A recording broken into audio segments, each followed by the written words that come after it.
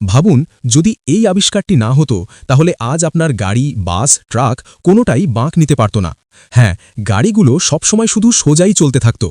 ১৯ শতকের এই মহান আবিষ্কারটি পুরো বিশ্বের পরিবহন ব্যবস্থাকে পাল্টে দিয়েছে। চলুন বুঝি এটা কিভাবে কাজ করে। দুটি চাকা আছে। যদি আমাদের এগুলো ঘোরাতে হয় তাহলে দুটো প্রান্তের রড লাগিয়ে মাঝখানে একটি লম্বা দণ্ড যুক্ত করি। যেই আমরা ধাক্কা দিই, দুটো চাকাই একই গতিতে ঘুরতে শুরু করে। কিন্তু যদি আমরা বাম দিকের চাকাটিকে থামিয়ে দিই তাহলে মাঝখানের দণ্ডটিও থেমে যায় এবং ডান দিকের চাকাটিও থেমে যায়। এবার যদি এই দণ্ডটিকে এমনভাবে তৈরি করি যে এটি নিজেও ঘুরতে পারে, তাহলে ডান দিকের চাকাটি একা ঘুরতে পারে। কিন্তু যেই কোণ পরিবর্তন হয়, সংযোগ বিচ্ছিন্ন হয়ে যায় এবং পুরো পাওয়ার নষ্ট হয়ে যায়। এই সমস্যাটি দূর করার জন্য আরও দুটি অনুভূমিক বা হরাইজন্টাল রড যুক্ত করা হয় এবং পাওয়ার স্থানান্তরের জন্য একটি ইউ আকৃতির শ্যাফট লাগানো হয়। এবার শুধু ইউ শ্যাফটটি ঘোরান। ক্রস রড ডান চাকাটিকে চালায় এবং দুটো চাকা আবার সমান গতি ধরে নেয়।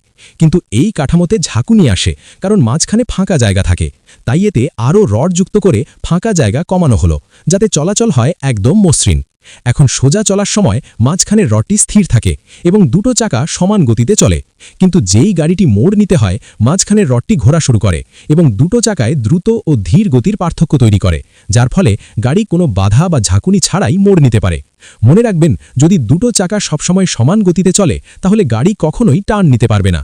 এবার এই সব রডের জায়গায় যখন গিয়ার্স লাগানো হলো, তখন এই পুরো সিস্টেমটি আরও বেশি মজবুত, স্থির এবং নির্ভরযোগ্য হয়ে গেল। ড্রাইভ শ্যাফট যুক্ত করার সাথে সাথেই ইঞ্জিনের পাওয়ার এই গিয়ার্সগুলোতে পৌঁছায় এবং এ থেকেই তৈরি হলো দুনিয়া বদলে দেওয়া আবিষ্কার, ডিফারেনশিয়াল, আরও মাথা ঘুরিয়ে দেওয়ার মতো।